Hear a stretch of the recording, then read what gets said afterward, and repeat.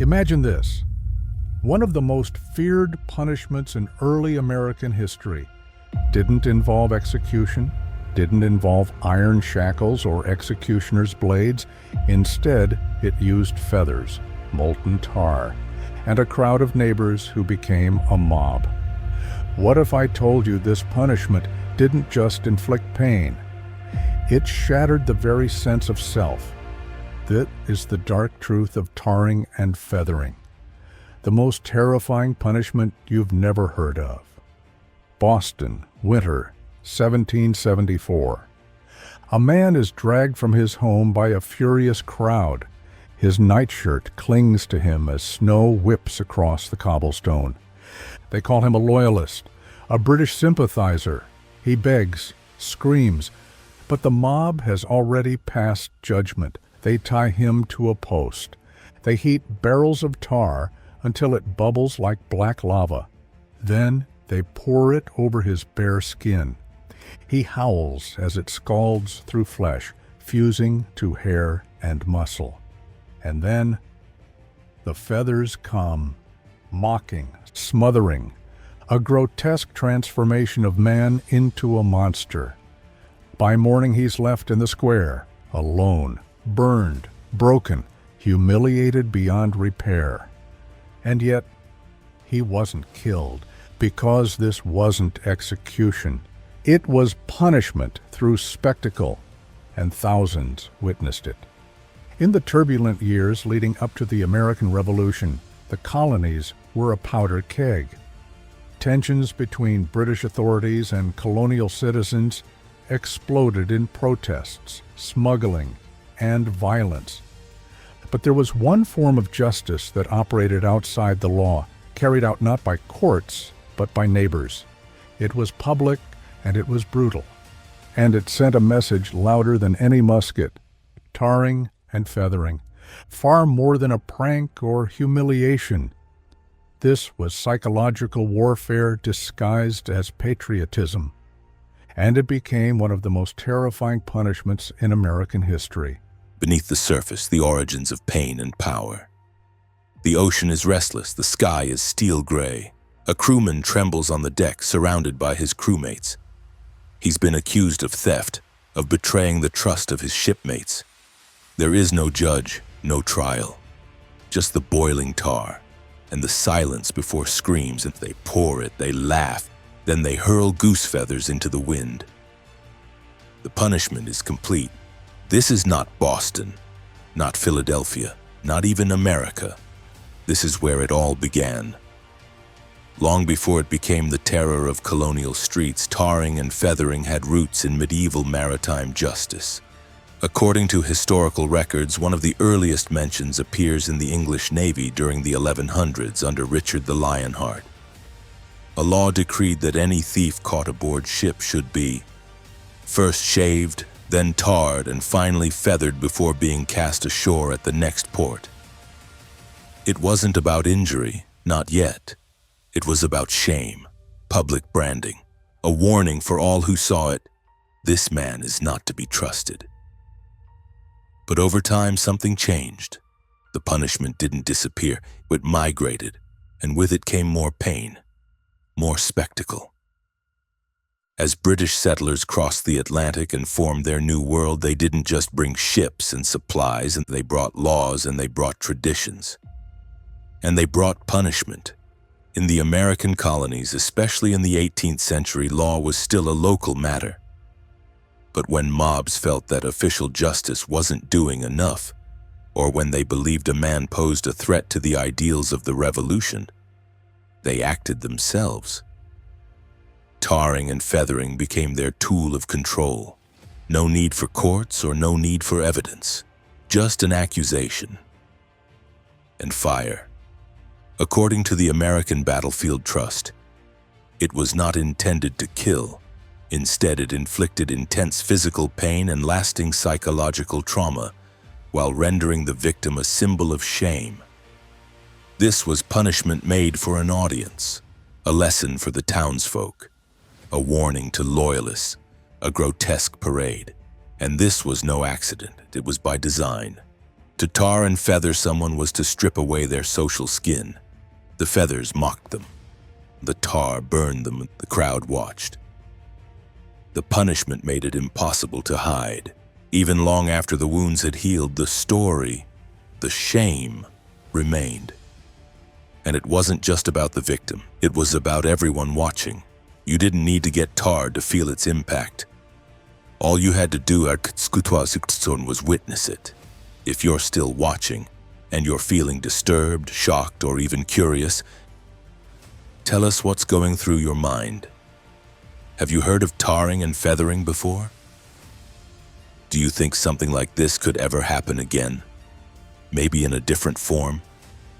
Drop your thoughts in the comments, and make sure to subscribe for more stories that uncover the darkest corners of human history. Scars of fire, how tarring and feathering really worked. A large iron cauldron sits atop a makeshift fire pit. The tar inside bubbles and pops, thick as syrup, black as midnight. The smell, acrid, chemical, almost sweet, fills the air. It's not just the heat of the fire you feel. It's the heat of the crowd. Their rage boiled just as violently. They've chosen their target, a tax collector or a suspected loyalist. Or perhaps just a man who spoke too freely, and they chant, they jeer, they want justice. But what they're about to give is torture. Step 1. The stripping and binding. The first act is humiliation. Clothes are torn from the victim's body, often violently, sometimes with knives. He's pinned down, tied to a post or wheel. Sometimes he's stripped completely naked. Other times, only enough skin is exposed for the pain to do its work. The victim screams before a single drop of tar touches him, because he knows it's coming. Step 2. The pouring of tar. The tar must be boiling, heated to at least 140 to 160 degrees Fahrenheit, 60 to 70 degrees Celsius. Hot enough to scald, hot enough to blister skin instantly, hot enough to cause third-degree burns. It's poured directly onto the body, chest, back, face. It clings like molten glue, and there's no escape. Every twitch, every breath rips more skin beneath the sticky black surface. The pain doesn't stop. Even as it cools, the tar hardens like armor, fusing itself to the flesh beneath. To remove it, you have to peel it off, or slice it out, and that's not even the worst part. Step 3. The feathers. This is what turns agony into mockery. Feathers, usually goose or chicken, are thrown by the handful. They stick to the tar like snow on syrup. They coat the body in an absurd, grotesque layer. The man is no longer human. He's a creature, a symbol, a message written in feathers and fire. Crowds cheer, laughter erupts. Some even sing songs, like they're at a fair. But the victim? He's burning alive inside a prison of mockery. Step 4. The parade. He's not left alone. He's paraded through the streets, sometimes tied to a cart, sometimes forced to walk. Every step peels his skin further. Every cheer reminds him he's not dying, yet he's performing. Some mobs dump their victims at the edge of town. Others leave them in the stocks overnight. And some leave them to die from infection. It's easy to see this as a punishment rooted in pain. But the real target wasn't just the body. It was the mind. According to the American Battlefield Trust, it was not capital punishment, but a form of public shaming, meant to destroy one's reputation, trust, and sense of belonging. Imagine living in that town afterward, raising children, shaking hands, being treated like a person. That was impossible. Many victims never recovered, not physically, not mentally. Scars hardened across the face and chest. Some went blind, others took their own lives, some simply disappeared. Because in the end, this was a punishment with no return path. Once tarred and feathered, you weren't just punished, you were exiled from humanity. Let's ask the hard question. Could you have watched this? Would you have joined the crowd? Cheered? Did you throw the feathers? Or would you have looked away and hoped no one saw you do it? Tell us in the comments, honestly. And if you want more stories that force you to confront the dark side of history, hit that subscribe button. We dive deeper than your textbooks ever dared. Now that you've seen how it worked, we'll explore who it was used on and why. Not every victim was guilty. Some were simply in the way, targets of terror. Who was really being punished? A quiet house in Pennsylvania, 1775. A knock at the door, then a second, then fists. A merchant opens the door and sees a crowd of men, neighbors, customers, fellow churchgoers, holding torches and a barrel. They accuse him of selling tea, British tea, and in a revolution where tea was tyranny, that was all it took. In less than an hour, he will be stripped, tarred, feathered, and cast into the cold night like garbage. He wasn't a soldier, or he wasn't even political. He was just in the wrong place, with the wrong product. Contrary to popular belief, tarring and feathering wasn't reserved for traitors or spies. It was political theater aimed at suppressing dissent, enforcing loyalty, and frightening the neutral. The so-called crime, often as simple as collecting British taxes, speaking against revolution, continuing business with British merchants, expressing loyalist views, or not being vocal enough in patriot ones. In many cases, no law had been broken. The mob simply decided it had. Jesse Washington, 1916. The air is dry.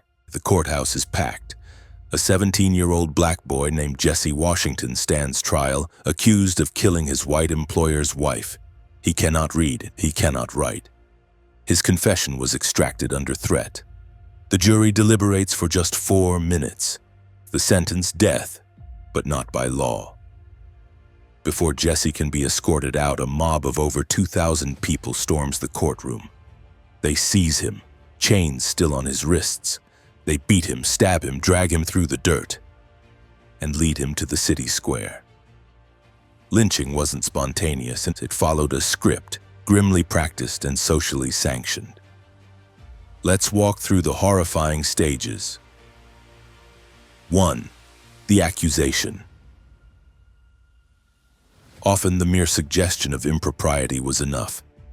In Jesse's case, he was accused of killing Lucy Fryer, a white woman. With no eyewitnesses and no due process, his fate was sealed by race and rumor. 2. The mob gathers. Not in secrecy, in broad daylight. This wasn't a fringe event. It was announced ahead of time. White men, women, and children gathered like it was a county fair. School children were dismissed to attend. Vendors sold drinks and snacks. Local police stood by doing nothing. A 10-foot iron chain was wrapped around Jesse's neck. He was dragged through town, beaten so savagely that his fingers were torn from his hands. 3. The burning begins. In the middle of Waco's city square, a tall woodpile stood waiting. They hoisted Jesse above it, still alive, lit the flames, then lowered him in, then raised him again. They did this repeatedly over the course of 2 hours, and he screamed, writhed, blistered, and burned. When he could no longer scream, they castrated him, then cut off his fingers and toes. Still alive, he was finally pulled into the fire, completely reduced to ash. Photographs of Jesse's charred body were printed as postcards. People smiled in the images, posing with the corpse behind them. Some took pieces of bone and teeth as keepsakes. Others carved the initials KKK into nearby trees. This wasn't justice. This was a ritual, a display meant to send a message. This is what happens when black men step out of line. Because the goal of lynching wasn't merely to kill, it was to terrorize. To remind every black man, woman, and child watching, we own your life. We decide your death. It was a warning burned into the soil of the South. And Waco? It wasn't a backwater. It was a booming town, a place of churches, banks, and families. That day it became a theater of cruelty. The NAACP investigated Jesse Washington's lynching in one of their first national campaigns. They published photos in their magazine, The Crisis, calling the event the Waco Horror. It shocked many in the North. But in the South, few condemned it. What kind of world lets thousands watch a child burn and calls it justice? What kind of silence allows this to be forgotten? Have you ever seen this story in your school books, in your movies, on your monuments? Let us know in the comments, because until we face this, we haven't even begun to reckon the death of a punishment or its rebirth. Arkansas, 1919. It's not colonial Boston, not the American Revolution, but the heat is the same. A black man is tied to a fence post. The crowd, white farmers, Klansmen, sheriff's deputies, they accuse him of disrespecting a white woman. And just like that, they pour tar, they hurl feathers, they cheer, and it's 1919 and the revolution is over. But the punishment is not. We like to think of brutal punishments as things of the past and relics of darker times, but tarring and feathering did not end with independence. It continued through Reconstruction and Jim Crow against African Americans, the labor wars of the early 1900s against union organizers, World War I against German immigrants and anti-war activists, the Red Scare against suspected communists. One of the most shocking examples, in 1917, a man named Robert Prager, a German immigrant in Illinois, was dragged from jail by a mob. They tarred him, feathered him, and then lynched him. His crime: speaking out against American entry into World War I. This wasn't justice. This was nationalism turned into a weapon. Though often associated with the revolution, tarring and feathering reappeared throughout American history as a tool of intimidation, especially when mob justice outweighed the law. It became a ritual not of law, but of rage. The method changed little. Only the targets shifted, from loyalists to laborers, from tax collectors to teachers, from men with voices to those without protection. Because tarring and feathering isn't about the substance, it's about the symbol. It's humiliation, erasure, a violent stripping of dignity in front of a cheering crowd. And it works, because the scars last longer than the burns. The victim doesn't die, they just stop being seen. Today we no longer pour tar, but we do pile on. One tweet, one video, one accusation, and the mob forms. A digital crowd, a barrage of shame. Feathers replaced with memes. Tar replaced with cancellation. We drag people into the town square. Except now the square is virtual. And it's always full. Think about it. Have you seen it happen? Online mobs, call-outs, shaming. Have you clicked share? Have you watched in silence? Do we really leave tarring and feathering in the past? Or have we just updated it? Let us know in the comments. Your thoughts matter. History doesn't live in the past. It echoes through us, and tarring and feathering was never about feathers. It was about control through shame. It was about saying, if we can do this to him, we can do it to you. And that idea still lives. Thank you for joining us on this journey through one of the darkest punishments in American history. If this story shocked you, taught you, or made you feel something, give it a thumbs up. Hit subscribe for more untold stories of real human history, the kind you'll never get from a textbook. And most of all, tell us what you think. Was this justice, or was this simply cruelty with a crowd? Drop your reflections in the comments. We read to everyone, because history isn't just what was. It's what we choose to remember. They said it was patriotism. They said it was justice.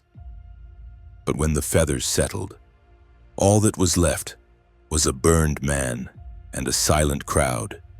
Let's not be that crowd again.